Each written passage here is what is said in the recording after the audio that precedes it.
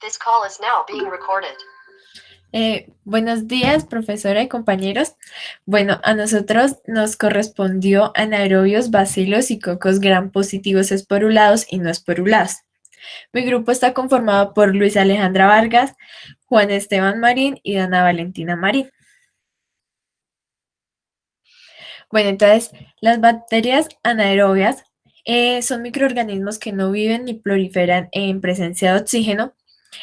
Solo carecen de enzimas como catalasa y peroxidasa. El hábitat de estas están en limitadas zonas corporales del hombre y pues forma parte de la microbiota normal.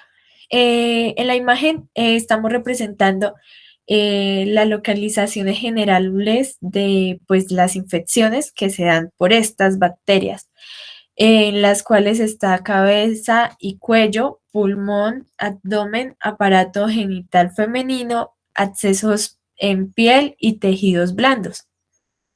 Siguiente. Bueno, entonces acá tenemos la patogenia de las infecciones por anaerobios, que su origen son por exógenos y endógenos.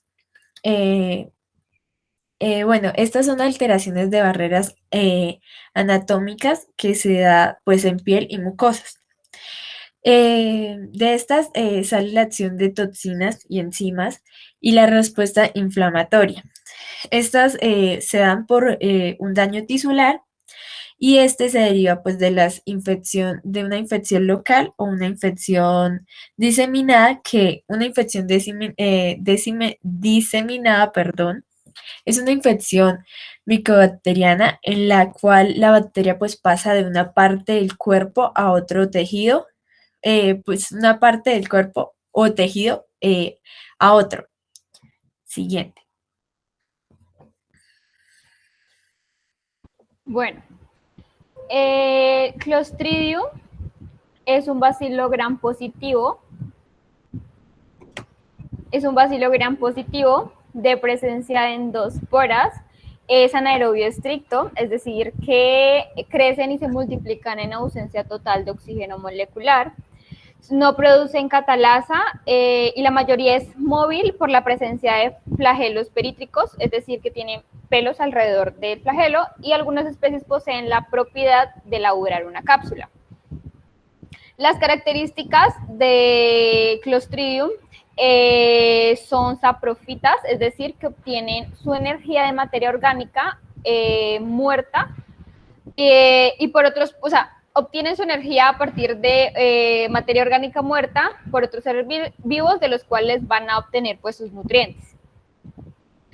Forma de un fósforo o de un palillo de tambor o de uso de hillar, de ahí su nombre griego clostro, que significa uso de hillar, que es un trozo de madera largo, redondeado. Los Clostridium son organismos que se observan solo en parejas, a lo máximo en cadenas cortas. Son móviles por flagelos perítricos, como ya he dicho anteriormente, con la excepción de Clostridium perfringens. Muchos de ellos descomponen proteínas o forman toxinas y algunos llevan a cabo ambas acciones. Su hábitat es la tierra o el intestino de animales y personas, donde viven como saprofitos. A pesar de ser bacterias anaerobias estrictos, no todos tienen la misma sensibilidad al oxígeno, como la Clostridium tetani, que ella requiere total anaerobiosis, y Clostridium perfringens, que tienden a ser menos exigentes. Crecen a temperaturas de 37 grados centígrados y un pH entre 7 y 7.4, de modo que son fácilmente inactivas, a un pH ácido o básico, como el ácido estomacal, el de limpiadores. También son fermentadores de azúcares, aspecto que resulta de utilidad en la diferenciación de especies. Su taxonomía. El género Clostridium pertenece al dominio Bacteria, división Firmicutes, clase Clostridiales, clase Clostridia, orden Clostridiales, familia Clostridiaceae, género Clostridium y pues sus especies. Las especies de importancia clínica, empezaremos con Clostridium botulinum. Es un bacilo anaerobio gram positivo, formador de esporas. que forma esporas altamente resistentes y produce una neurotoxina muy potente. Es capaz de causar una toxinfección grave alimentaria, que es el botulismo. La Clostridium botulinum y sus esporas están ampliamente distribuidas en la naturaleza como suelos, aguas estancadas, vegetales en descomposición, tracto intestinal de mamíferos, y pueden sobrevivir en los alimentos con la ausencia de oxígeno por acidez. Bueno, factores de virulencia son las toxinas. Existen 7 formas diferentes de toxina botulínica, identificadas con las letras de la A a la G. 4 de ellas son tipo A, B, E y a veces la F. Pueden causar botulismo humano. Los tipos C, D y E provocan enfermedades en mamíferos, aves y peces. Entre las bacterias identificadas, las botulínicas se reconocen como las más potentes. La dosis letal de la toxina A para una persona adulta se encuentra de 0,1 a 1 microgramo. Esta toxicidad extrema ha convertido las toxinas botulínicas en una de las principales armas biológicas conocidas. Las toxinas botulínicas se sintetizan a un pH alcalino como un precursor inactivo en una cadena polipeptídica 150 kilodalto. Estas se liberan durante una lisis bacteriana y luego se fragmentan a nivel del N-terminal por la acción de proteasas bacterianas o enzimas digestivas como la tripsina. De este modo se originan 2 cadenas, una pesada y una liviana. Están unidas por un puente disulfuro. Cuando se ingiere la toxina, en el tracto gastrointestinal se asocia a proteínas no tóxicas para formar complejos de mayor tamaño, y esta cadena llega a los 300 kilodalton.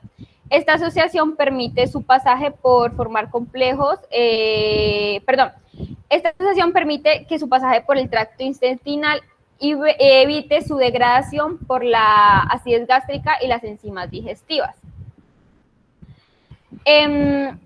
La toxina botulínica ingerida por un alimento llega al torrente sanguíneo y actúa en la membrana presináptica a las neuronas motoras, donde bloquea la liberación del neurotransmisor. La porción C-terminal de la cadena pesada es la responsable de la unión a un receptor en la membrana de la célula blanco, es decir, la región N-terminal regula la penetración, y la cadena liviana dentro del citosol, que bloquea la liberación de la acetilcolina, que el resultado de todo este proceso es una parálisis flácida que puede concluir con la muerte del individuo afectado. Para que este quede más claro, vamos a ver la imagen a mano derecha, que muestra el mecanismo de acción de la toxina botulínica. Al lado izquierdo podrán ver como una persona normal que no tiene esta toxina, que lo que hace la acetilcolina induce la contracción de las fibras musculares. Cuando la persona sufre botulismo, cuando tiene botulismo, la toxina botulínica bloquea la liberación de la acetilcolina, inhibiendo la contracción, es decir, que va a producir esta parálisis flácida. Las manifestaciones clínicas, como ya se había dicho, las toxinas botulínicas son neurotoxinas, lo cual significa que afecta al sistema nervioso. El botulismo de transmisión alimentaria se caracteriza por una parálisis flácida descendente que puede producir insuficiencia respiratoria. Los síntomas iniciales incluyen fatiga, debilidad y vértigo, dificultad para tragar y hablar, vómito y diarrea. También pueden tener constipación e inflamación abdominal. La enfermedad puede dar lugar a la debilidad en el cuello, brazos y afectar posteriormente los músculos respiratorios y los músculos de la parte inferior del cuerpo. No se presentan síntomas febriles o pérdida de la conciencia. Los síntomas no son provocados por la bacteria, sino por la toxina que ella produce. Por lo general se manifiestan entre 2 y 36 horas después de la ingesta, con un plazo mínimo de 4 y máximo de 8 días.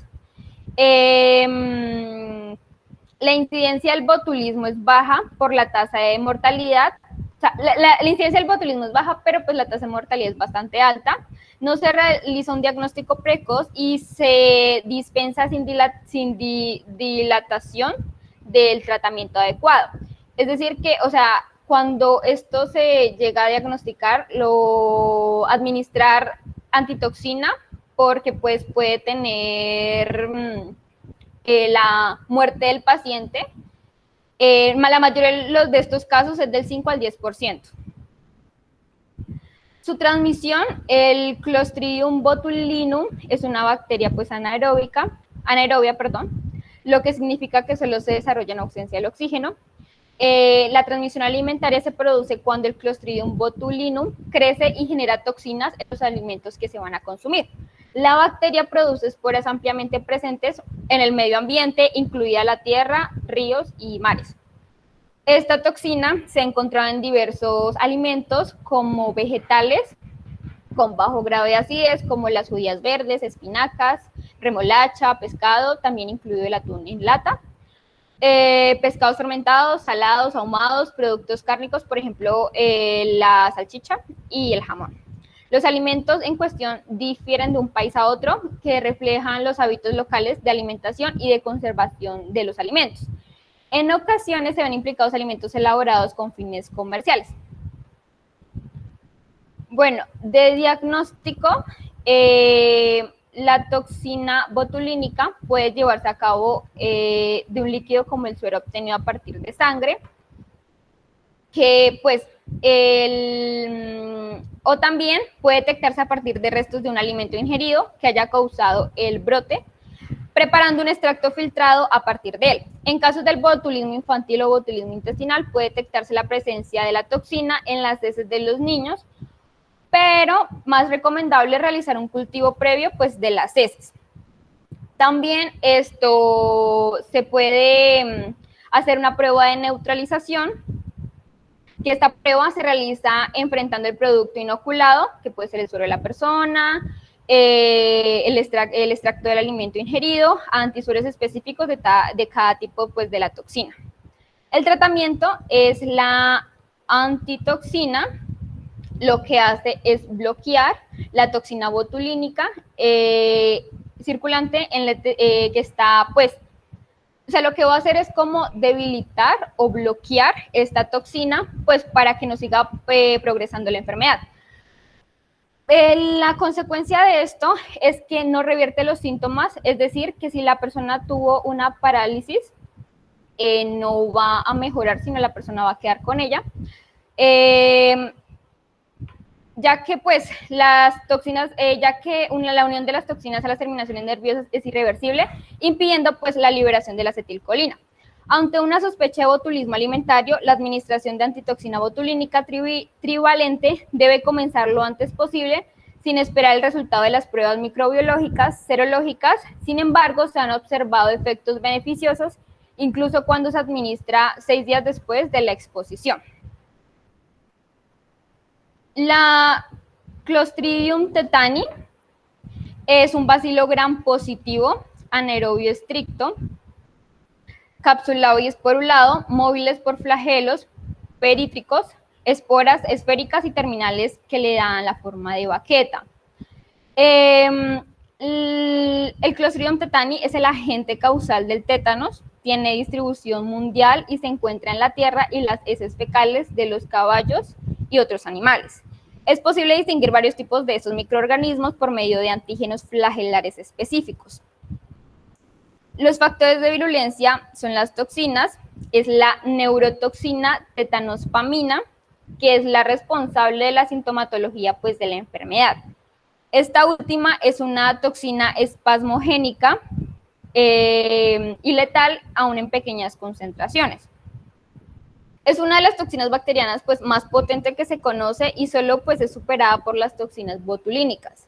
Se sintetiza como un precursor inactivo ligado a la pared bacteriana con la lisis, que es la ruptura de la membrana celular. El microorganismo por acción de las proteasas bacterianas se libera y se fragmenta en una cadena pesada y en una cadena liviana.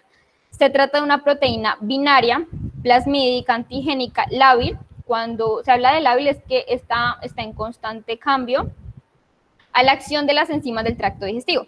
Esta toxina tiene como blanco a las neuronas reguladoras de la médula espinal y llega a las mismas a través de los axones de las neuronas motoras o por vía sanguínea. La cadena pesada se fija a las terminaciones de las neuronas motoras periféricas y a través del axón, mediante un transporte intraneuronal y llega al sistema nervioso central.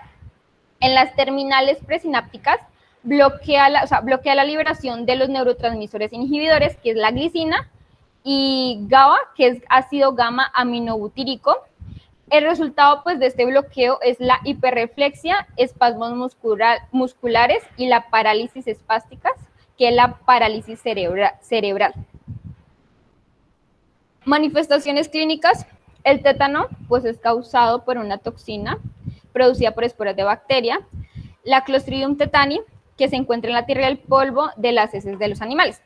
Cuando las esporas entran a una herida profunda, se convierten en bacterias que pueden producir una poderosa toxina, que es la tetanospamina, que había explicado anteriormente.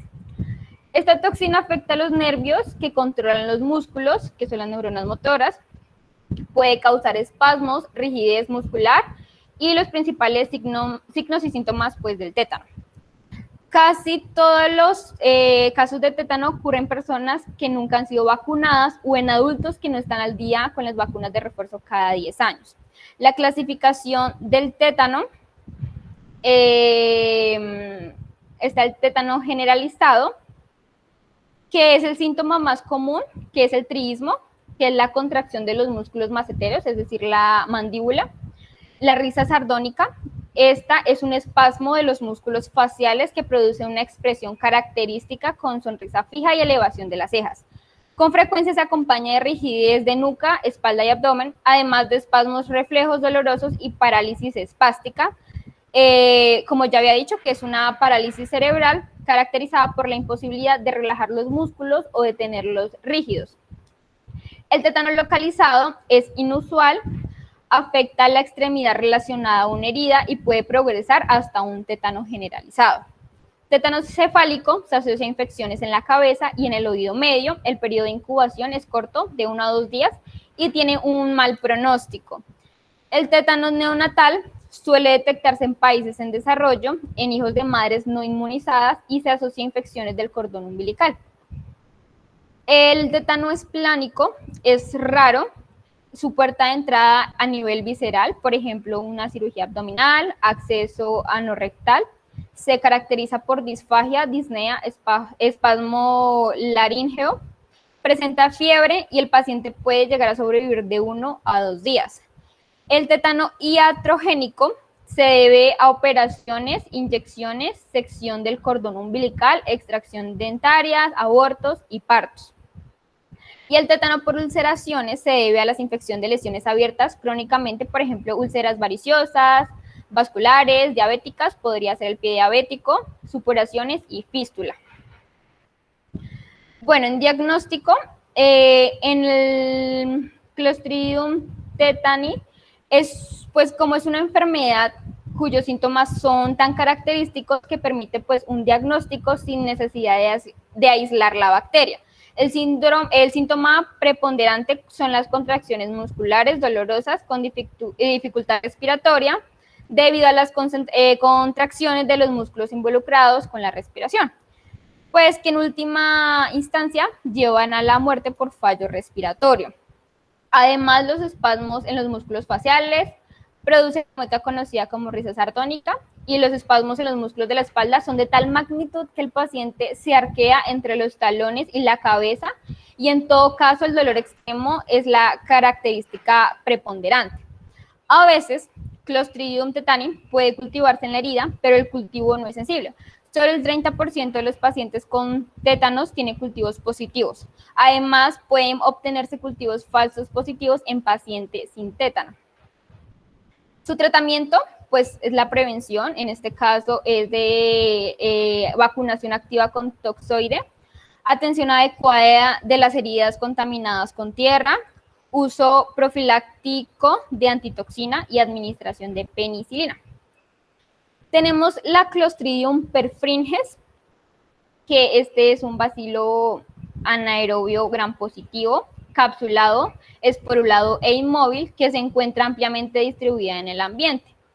La cápsula, la carencia de flagelos y la esporulación poco frecuente la diferencia pues de otras especies del género. Se encuentran en los intestinos de los seres humanos y de varios animales, también en el suelo, agua y en alimentos, sobre todo en las carnes que no están bien cocinadas.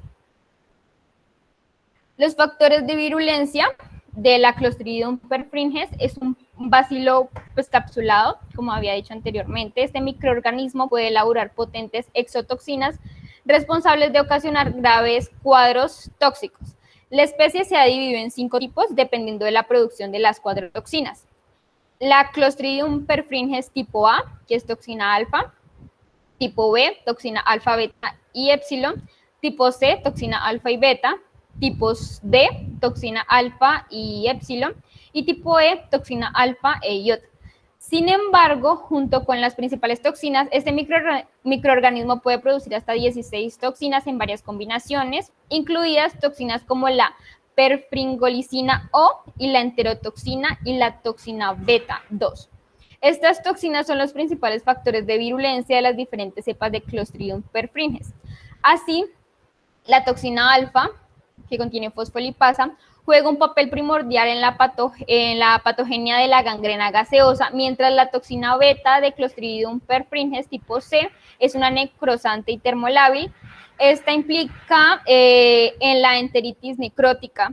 Por otro lado, la toxina epsilon promueve la generación del edema y es considerado el principal factor de virulencia de los tipos B y D.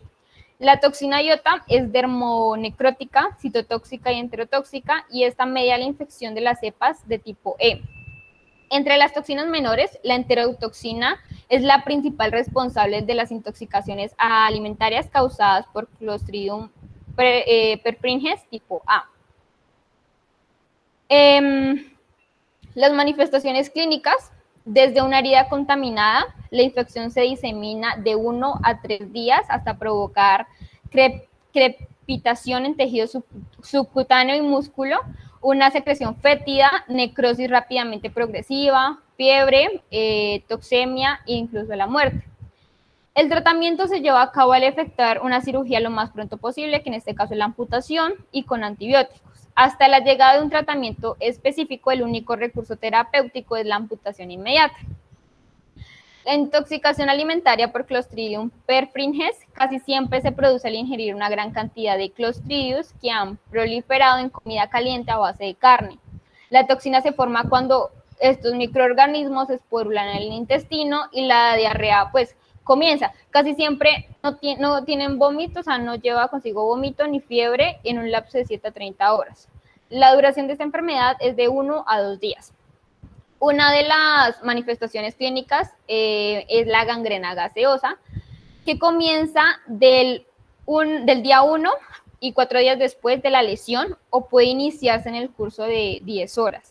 El primer síntoma más informado es dolor intenso en el sitio de la herida, acompañado de una sensación de pesadez, opresión. Después la infección progresa rápidamente, acompañado de un edema, sensibilidad, palidez, seguido de coloración y formación de ampollas hemorrágicas. El gas se detecta como crepitación en los tejidos.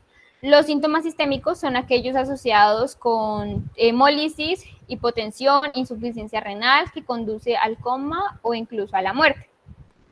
La celulitis anaerobia es una infección por clostridios en la herida y tejido subcutáneo circundante en la que existe una notable formación de gas. Esta es menos grave que la gangrena gaseosa.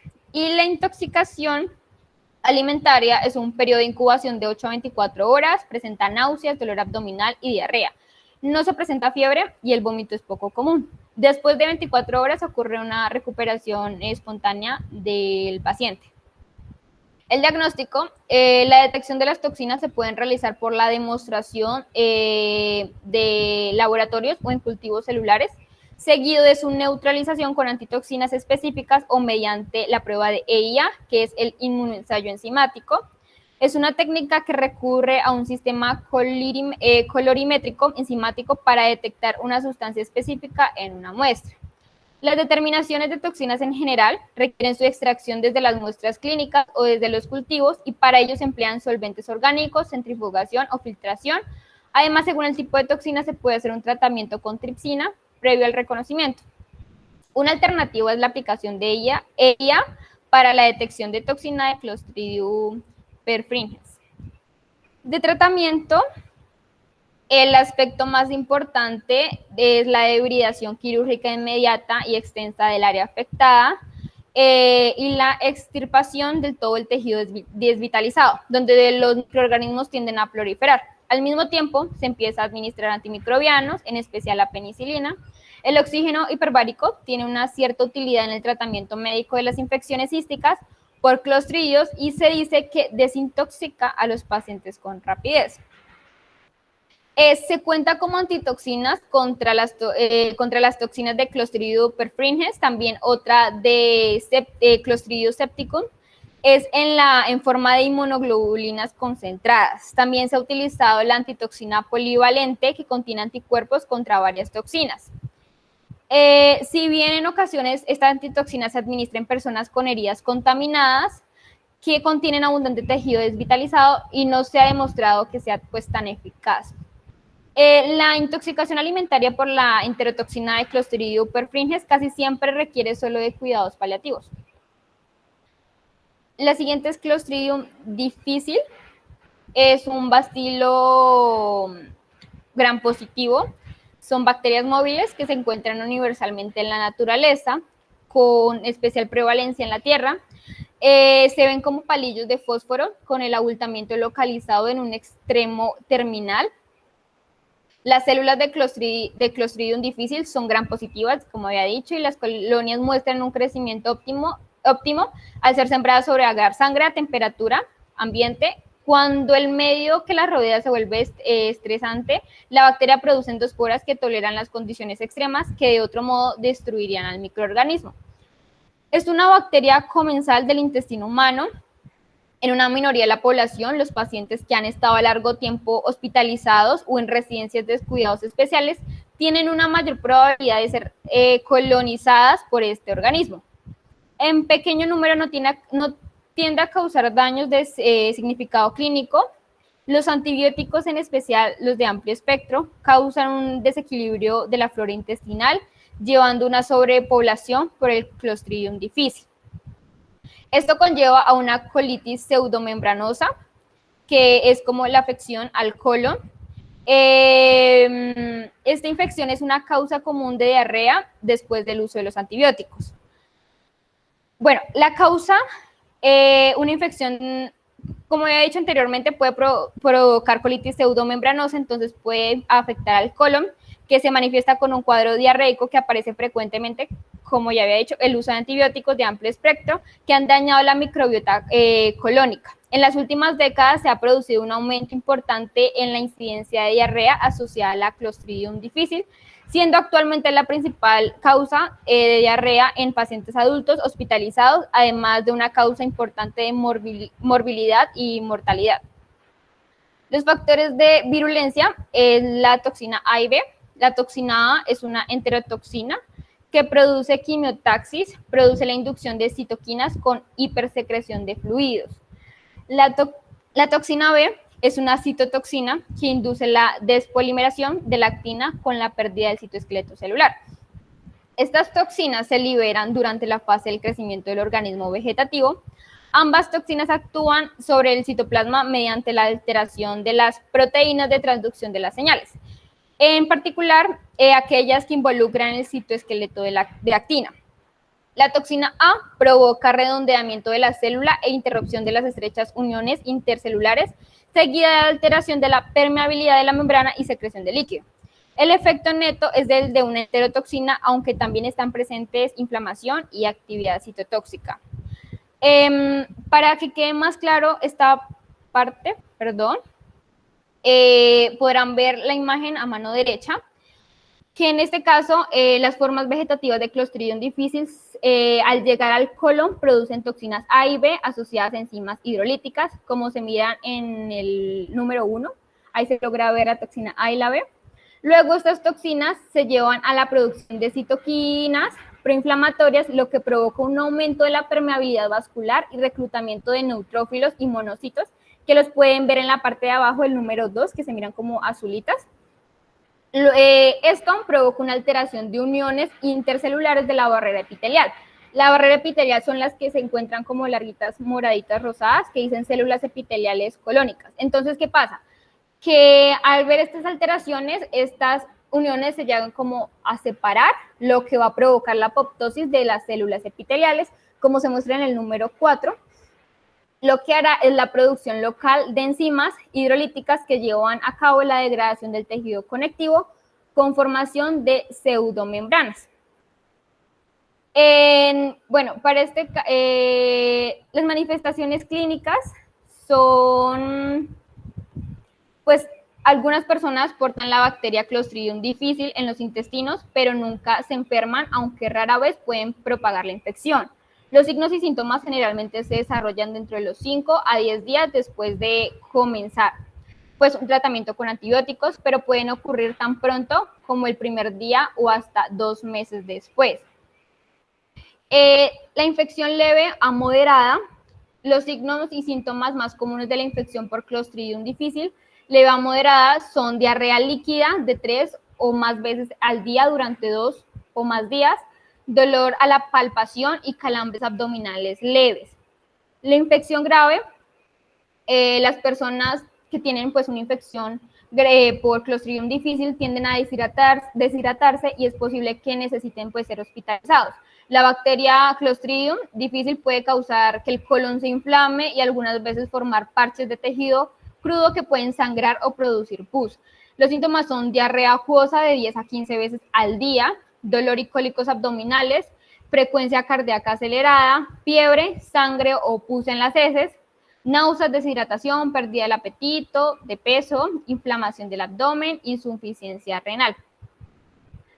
La infección grave por Clostridium difficile también puede causar inflamación intestinal grave, que es el agrandamiento del colon, también llamado como megacolon tóxico y septicemia. Las personas que pues tienen estas afecciones a menudo ingresan a la unidad de cuidados intensivos. En esta imagen está como el ciclo de infección, pero pues ya esta información ya la dije anteriormente. El diagnóstico. Utilizan como método el de cribado de la detección mediante EIA, que es inmunoensayo enzimático, de la enzima GDH, que es glutamato deshidrogenasa. Esta detección de esta enzima está también denominada como un antígeno común, es una proteína asociada a la bacteria, producida de forma constitutiva y en grandes cantidades por la mayoría de las cepas de Clostridium difficile. Si los resultados dan positivo para GDH y alguna toxina, pues informa como positivo. También está el inmunoensayo enzimático de toxina A o toxinas A y B. En la actualidad es el método más utilizado para el diagnóstico de Clostridium difficile. Existen pruebas de EIA disponibles comercialmente que detectan ya sea únicamente la toxina A o ambas toxinas. La mayoría de los ensayos que se usaban eran comparados con el análisis de citotoxicidad celular, por lo que aparentemente tenían una adecuada sensibilidad para el uso rutinario. Bueno, su tratamiento es suprimir pues, el antibiótico que ha desencadenado la patología. Además, el paciente debe recibir un tratamiento de soporte que incluye la hidratación y reposición electrolítica. Para la Clostridium difficile severa, no se debe suspender la alimentación vía oral o en pacientes sin ileo o distensión abdominal, ya que los carbohidratos fermentables son como, o sea, estos carbohidratos que preferiblemente que contengan fibras o prebióticos, pues son cruciales para la microbiota intestinal y pueden contribuir a su normalización.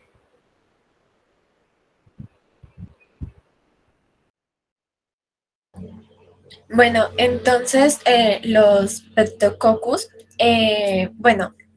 estas especies forman parte de la microbioma humano, especialmente en las bacterias que forman parte de la flora intestinal, flora de la boca, del tracto respiratorio y del intestino grueso. Bueno, estos son cocos gram positivos anaeróbicos y son inmóviles.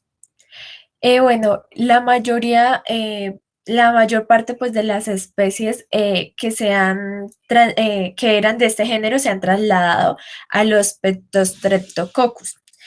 Bueno, se dice, según estudios, dice que el desplazamiento de algunas de estas bacterias pues fue gracias al análisis del contenido de guanina y citosina del ADN bacteriano.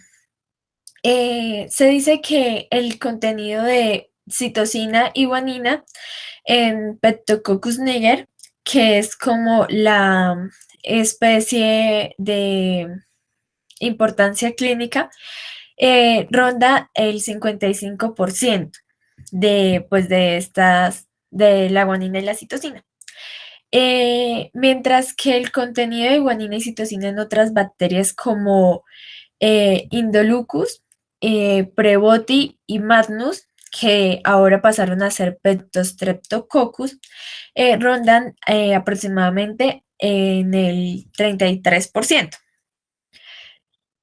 También tenemos que tener en cuenta que generalmente no todas las especies bacterianas tienen factores de virulencia. Siguiente. Bueno, en taxonomía tenemos el dominio, que son bacterias, el filo, que son Firmicutes, la clase, que es Clostridia, el orden, Clostridiales, la familia, que es Pectococcaceae, y el tipo, Pectococcus. Siguiente. El tratamiento, bueno, en el tratamiento tenemos que esta bacteria pues se trata con las terapia con antibióticos, perdón. El antibiótico más eficaz para este microorganismo es la metzolicina, perdón, y pues este microorganismo es sensible a la penicilina. La penicilina es un antibiótico del grupo beta-lactámicos.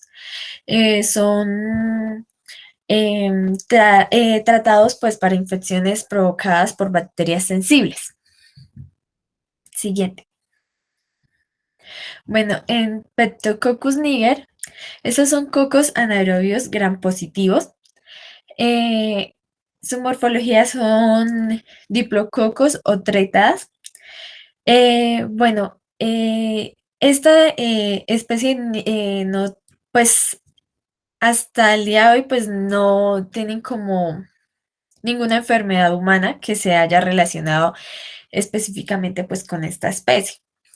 Eh, pues también se ha asociado con la pudrición del pie ovina, que son otros tipos de infecciones en animales.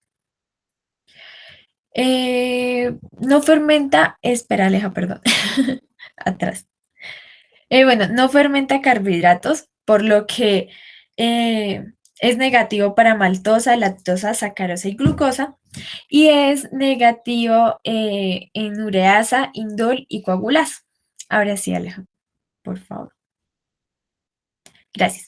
Bueno, entonces bueno, vemos que se presenta en afectaciones como accesos cerebrales, accesos orales y accesos genitales. Hace parte de la flora normal en la uretra, en la flora vaginal y en los intestinos.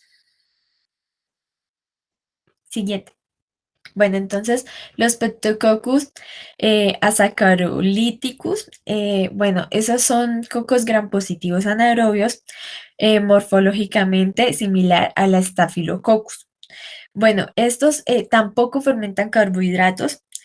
eh, la diferencia que tiene con el Pectococcus niger es que el indol es positivo, pero pues la ureasa y la coagulasa también son negativas. Provoca septicemia, que es una enfermedad grave en la que el paciente pues desarrolla síntomas debido a la presencia de bacterias y toxinas en la sangre, donde pues causa infecciones en una parte u órgano pues en particular del cuerpo. Siguiente. Bueno, en síntomas tenemos la fiebre, escalofríos y dolor abdominal. Como tratamiento tenemos metronidazol oral, que el metronidazol se utiliza pues para tratar infecciones del sistema reproductor, el tracto gastrointestinal, la piel y otras pues áreas del cuerpo. Pertenece a una clase de medicamentos llamados antimicrobianos. Pues su acción consiste pues en detener el crecimiento de la bacteria, más no elimina la bacteria. Siguiente. Bueno, referente a los Streptococcus, tenemos que estos son cocos gram positivos, anaerobios estrictos y no esporulados. Cabe destacar que estos también presentan un crecimiento lento, forman colonias pequeñas, estos son cultivados en agar sangre, cabe destacar, y las colonias pequeñas como características principales tienen un color blanquecino, puede ser blanquecino o gris opaco, se podría decir, y en su superficie presentan pues una superficie brillante. Por otro lado, no son móviles, presentan fimbrias, las cuales les ayudan a adherirse a diferentes superficies y también actúan como factor de virulencia. Referente a la taxonomía, la clasificación taxonómica, tenemos que los Streptococcus pertenecen al dominio bacteria, filo Firmicutes, clase Clostridia, orden Clostridiales, familia Peptostreptococcaceae y al género Peptostreptococcus. Y pues al final tenemos las especies de importancia clínica, que son Peptostreptococcus anaerobius, Magnus, Micros, Indolicus, Ascarolithicus y Preboti. También cabe destacar que los Peptostreptococcus por lo general presentan sensibilidad a los beta-lactámicos, aunque se han reportado algunas cepas que son resistentes a estos. Cabe destacar que los beta-lactámicos se clasifican como bactericidas, los cuales evitan la proliferación y el crecimiento pues, de los microorganismos y también realizan lisis celular. Por ende, son bacteriolíticos. Siguiente.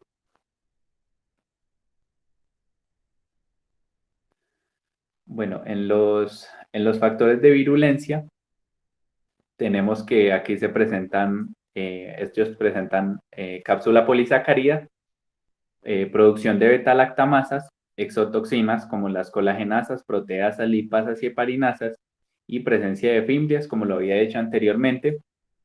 Las fimbrias le permiten adherirse a estos al huésped y pues por medio de unas proteínas denominadas adhesinas para la posterior colonización de este, lo cual es una parte fundamental del proceso de patogénesis en los Streptococcus. Referente a los factores de virulencia también tenemos que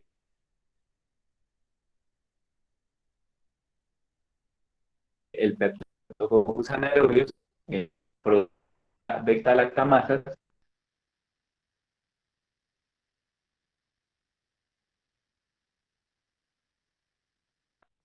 o las cefalosporinas, que pues son medicamentos de amplio espectro, y cabe destacar que esta inmunidad que estas presentan pueden ser transmitidas de una cepa a otra. Bueno, cabe destacar que la hidrólisis de dichos beta-lactámicos, específicamente enfocándonos en las penicilinas, ocurre en el anillo 6 aminopenicilámico, lo cual produce ácido penicicloico.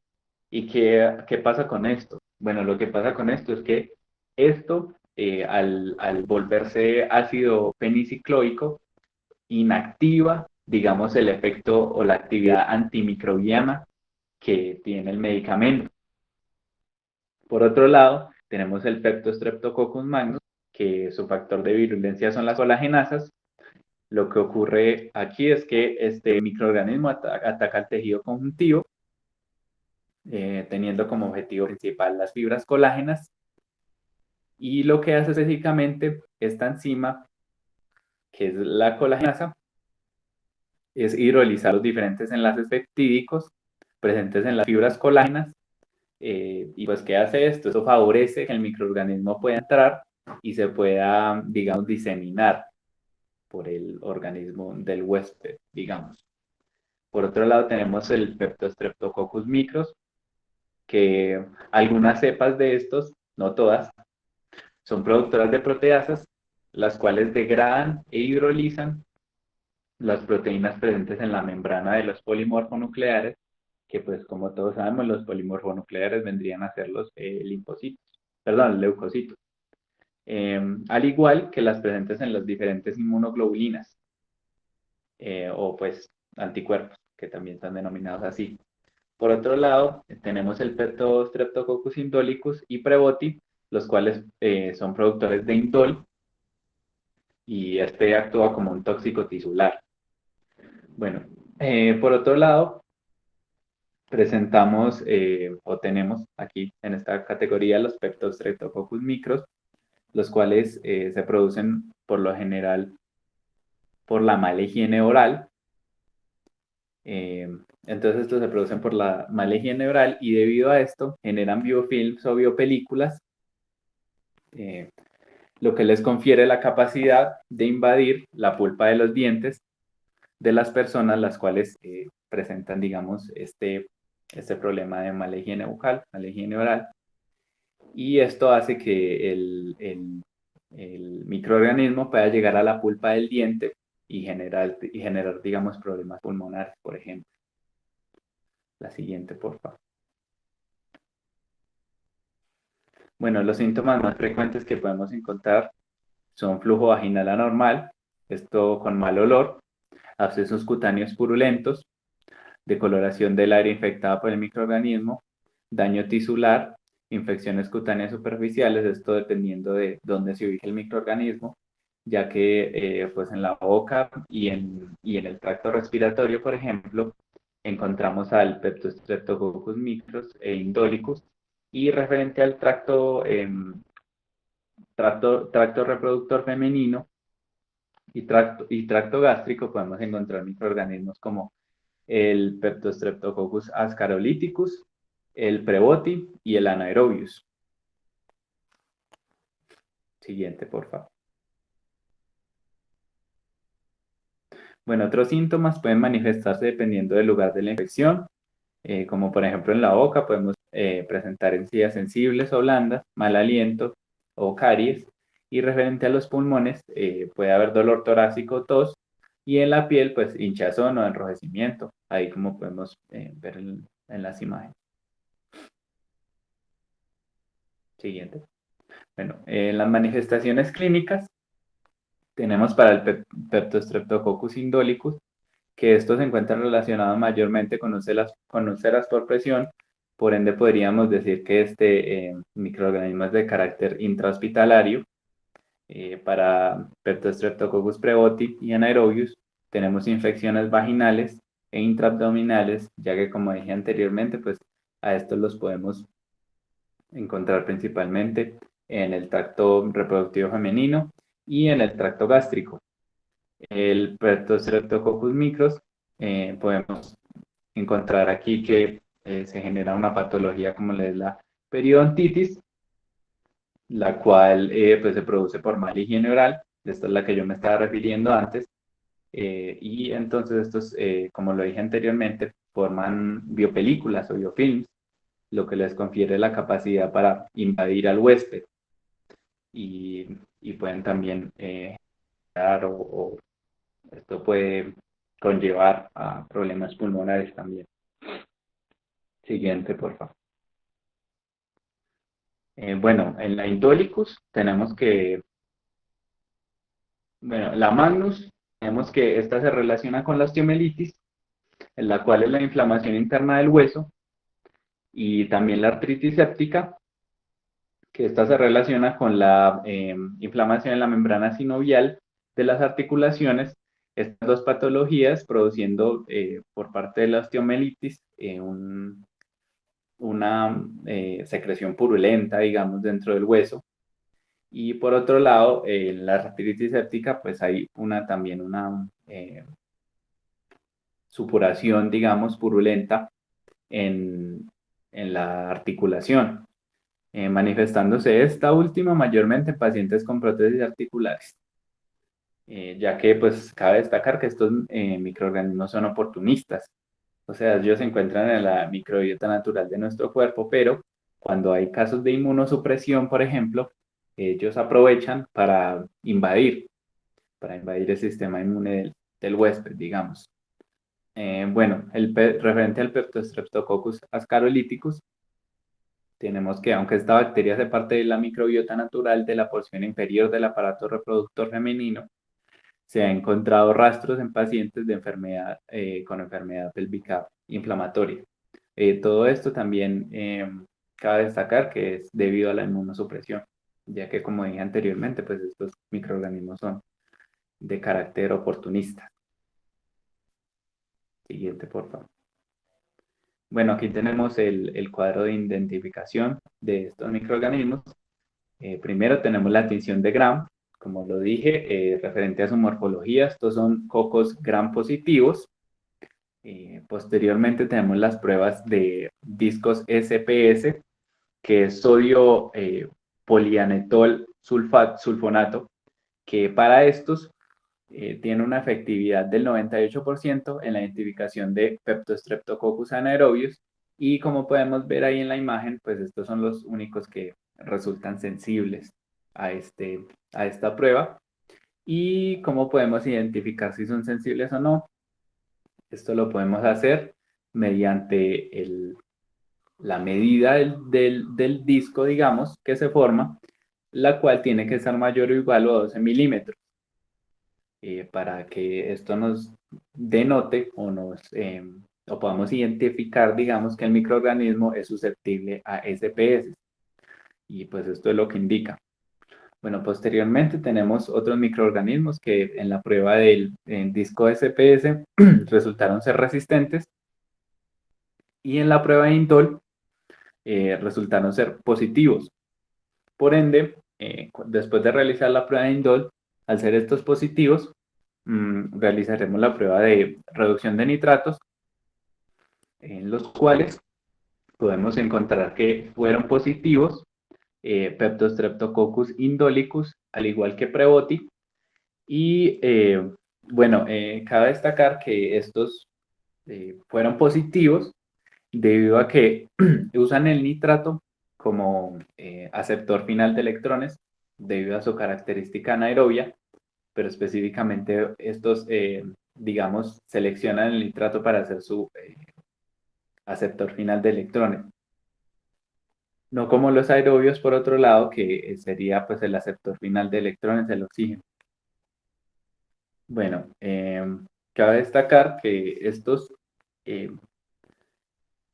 debido a que presentan la enzima nitrato reductasa, por esto podemos ver, digamos, el cambio de viraje en el tubo, que el tubo vira a un color amarillo claro, y esto se debe a que, como lo dije anteriormente, estos usan el nitrato como su aceptor final de electrones, y por otro lado tiene una enzima que se llama enzima nitrato reductasa, pues como el nombre de la enzima lo dice, les ayuda a degradar el nitrato, y por eso,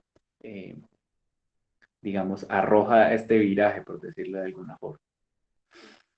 Bueno, por otro lado, tenemos los que en la prueba de nitrato reductasa dieron negativos.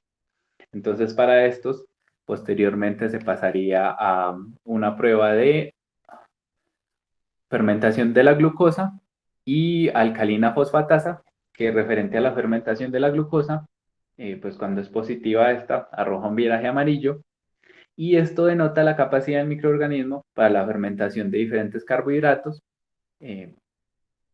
Por ende, pues digamos, se realiza glicólisis por parte del microorganismo, lo cual también nos lleva a denotar, digamos, que este microorganismo resulta de carácter anaerobio. Y para esta prueba podemos encontrar como resultado positivo, como la que arrojó el resultado positivo, podemos encontrar al Peptostreptococcus micros, y por otro lado, en la prueba de alcalina fosfatasa, encontramos al Peptostreptococcus ascarolithicus. Siguiente, por favor.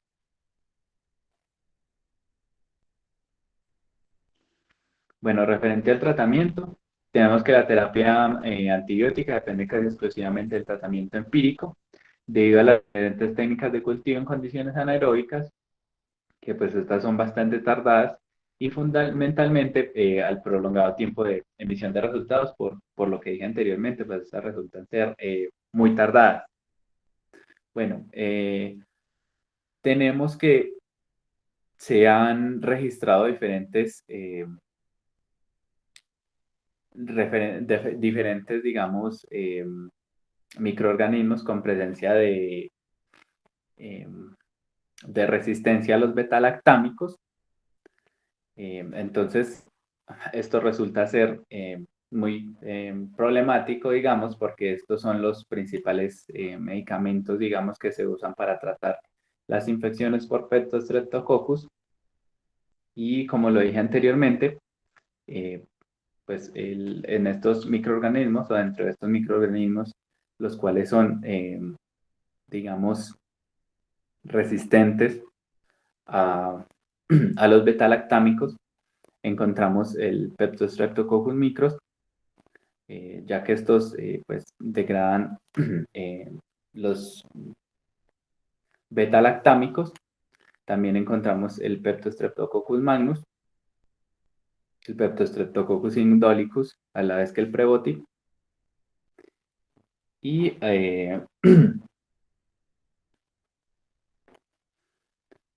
bueno, entre otros. Por otro lado, tenemos que en algunos casos se necesita una intervención quirúrgica para tratar la infección mediante procesos como el drenaje de abscesos o la remoción de tejidos necróticos. Esto en el caso de osteomelitis, por ejemplo, donde digamos que encontramos una infección profunda en el hueso.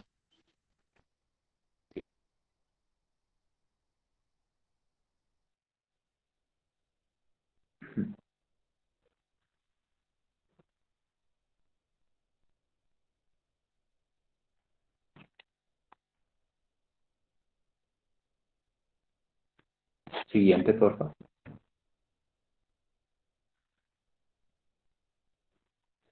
Bueno, la resistencia y sensibilidad, tenemos que estos microorganismos son considerados patógenos oportunistas, como ya lo he dicho anteriormente, ya que estos atacan, digamos, en estados de inmunosupresión por parte del paciente, y estos han presentado una creciente resistencia a diferentes fármacos. El Streptococcus micra, referente a este, se ha reportado resistencia a la penicilina, amoxicilina, clindamicina y metronidazol. En algunas cepas cabe destacar, no es en todos los microorganismos pertenecientes a esta especie, digamos. Por otro lado, tenemos el Streptococcus prevoti, en el cual se ha reportado resistencia a metronidazol, el Streptococcus anaerobius, del cual se ha reportado resistencia a la amoxicilina y el metronidazol, y el Streptococcus ascarolithicus, en el cual se ha reportado resistencia a la clindamicina. Siguiente, por favor.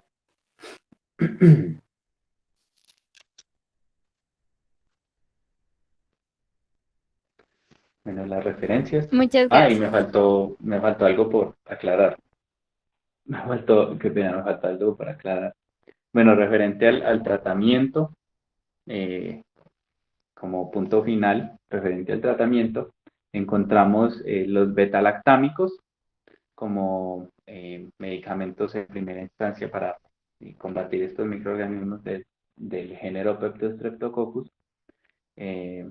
También tenemos medicamentos, digamos, inhibidores de las beta-lactamasas, ya que como lo mencioné anteriormente, hay algunos microorganismos que presentan, digamos, beta-lactamasas, todo esto en sus plásmidos, y que como son capaces de, digamos, pasarse esta resistencia unos a otros, es complicado combatirlos, pero con los inhibidores de beta-lactamasa ya esto impide, digamos, que muchos microorganismos sigan produciendo estos componentes que les confieren, digamos, inmunidad. También tenemos las quinolonas, de las cuales se ha reportado resistencia. los aminoglucosídicos, que son similares a las quinolonas, por ende también se ha reportado inmunidad o resistencia por parte de estos microorganismos. Las cefamicinas, las cuales son las más estables, esto presente o frente, perdón, a la hidrólisis presente por, digamos, microorganismos que tienen resistencia a los beta-lactámicos. Los oximino-beta-lactámicos, los cuales se ha demostrado que tienen eficacia con microorganismos resistentes a los beta-lactámicos, junto con entapenem y faropenem, que pues estos medicamentos ayudarían, digamos, a estabilizar o, digamos son más estables referente a la hidrólisis de beta-lactamasa. Listo, ahora sí. Muchas gracias.